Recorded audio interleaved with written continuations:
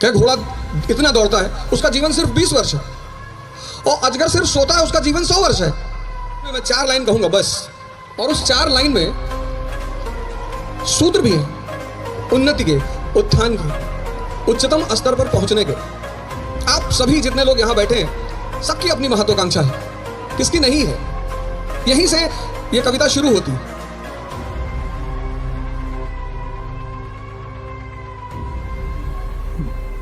जय हिंद फ्रेंड्स। रामधारी सिंह दिनकर और निराला जी और ऐसे बहुत सारे भारत के कवि जिन्होंने हमेशा समाज को आईना दिखाने का काम किया, उसमें से रश्मिरथ मुझे बहुत ज़्यादा पसंद है, बहुत। और मैं यहाँ बैठे समस्त जो मेरे मित्रगण हैं, मैं उनसे निवेदन करूँगा कि आप रश्मिरथ जरूर पढ़ें। आदरणीय मुख्यमंत्री जी के सम्मान में मैं 4 लाइन कहूँगा बस, और उस 4 लाइन में सूत्र भी हैं उन्नति के, उत्थान के, उच्चतम स्तर पर पहुंचने के। आप सभी जितने लोग यहां बैठे हैं, सबकी अपनी महत्वाकांक्षा है, किसकी नहीं है। यहीं से यह कविता शुरू होती है। वसुधा का नेता कौन हुआ, भूखंड विजेता कौन हुआ, अतुलित यश क्रेता कौन हुआ, नवधर्म प्रणेता कौन हुआ। वसुधा, पूरी दुनिया का नेता कौन हुआ, प्रभु श्री राम। भूखंड विजेता कौन हुआ, सम्राट अशोक। अतुलित यश क्रेता कौन हुआ, श्री कृष्ण। नवधर्म प्रणेता कौन हुआ, भगवान बुद्ध। कौन हुआ मतलब वो कवि कह रहा है कि कौन लोग ये सब हुए, ऐसा क्या चरित्र है उस व्यक्ति का, क्या नेचर है उस व्यक्ति का जो वसुधा का नेता हुआ, भूखंड का विजेता हुआ। तो अगली लाइन में उसको एक्सप्लेन करते हैं, जीवन में जिसने आराम का त्याग किया और विघ्नों में भी काम किया। महत्वाकांक्षा के साथ जो चीज चलती है,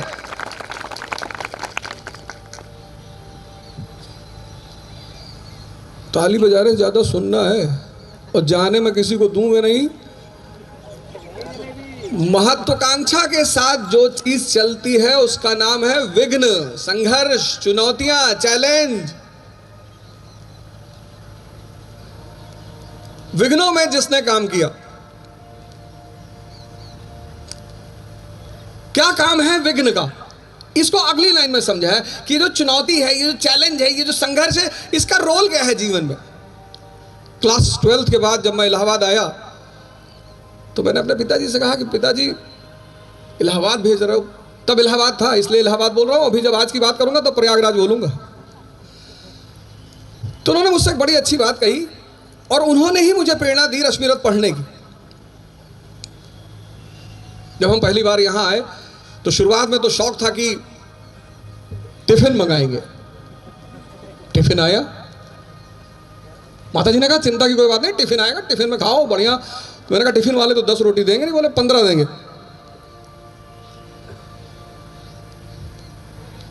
टिफिन आई पहले दिन,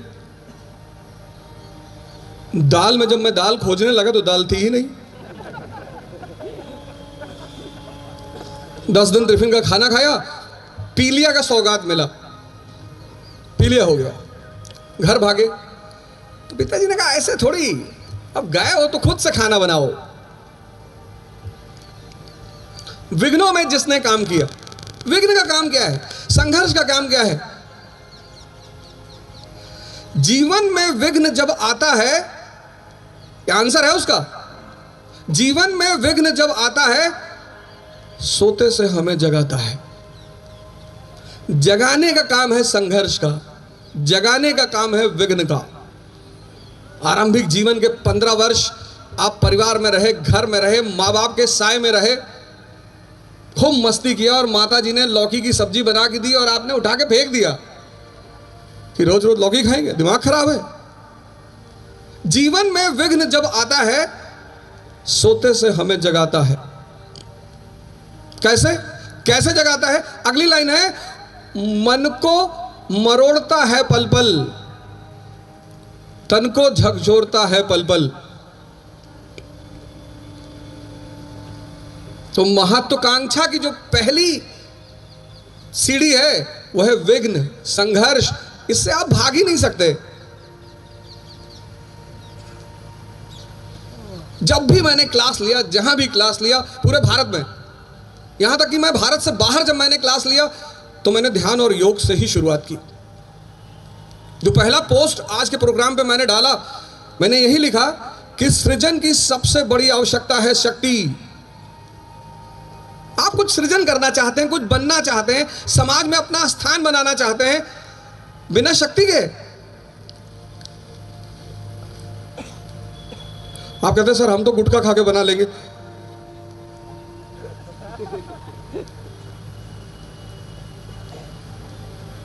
बिना शक्ति के सृजन नहीं हो सकता, सिद्धांत है ये। शक्ति आएगी कहां से? कौन सी शक्ति? पूजनीय महाराज जी ने आपको पहला महायोग कराया, अद्भुत योग, अद्भुत मंडूकासन कराया आपको। शक्ति ये जो चीज है, ये जो आसन है, ये जो विद्या है, ये दो शक्तियां पैदा करेगी, एक शरीर की और एक मन की। साइकोलॉजी आज एक सब्जेक्ट पैदा हुआ पश्चिम में। साइकोलॉजी बेटा है पूंजीवाद का। इस देश ने मन का अध्ययन आरंभिक काल से, और सिर्फ अध्ययन नहीं, उस पर विजय। जीवन में विघ्न जब आता है, सोने से हमें जगाता है, मन को मरोड़ता है पल पल। देखो तैयारी कर रहे हो आईएएस की,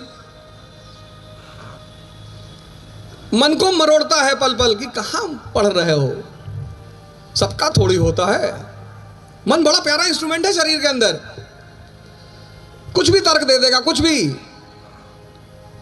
बहुत सारे लोगों ने वादा किया हम आएंगे, लेकिन शायद मन ने नहीं आने दिया। किसी साहब ने मुझसे कहा कि आप योग ध्यान वगैरह की बात करते हैं।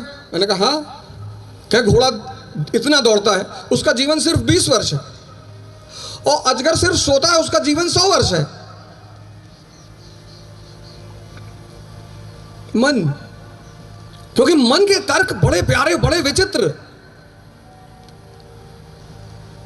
बहुत लोगों ने सुबह 4 बजे का अलार्म लगाया होगा, और 4-5 पे मन ने कहा होगा कि कहां जाओगे? अच्छा जाओगे 5 मिनट और 8 बजे उनकी नींद खुली होगी। पश्चाताप करेंगे, अभी मैसेज भेजेंगे, सर माफी चाहते हैं सर, सर गलती हो गई सर, पैर में बहुत दर्द हो रहा था सर,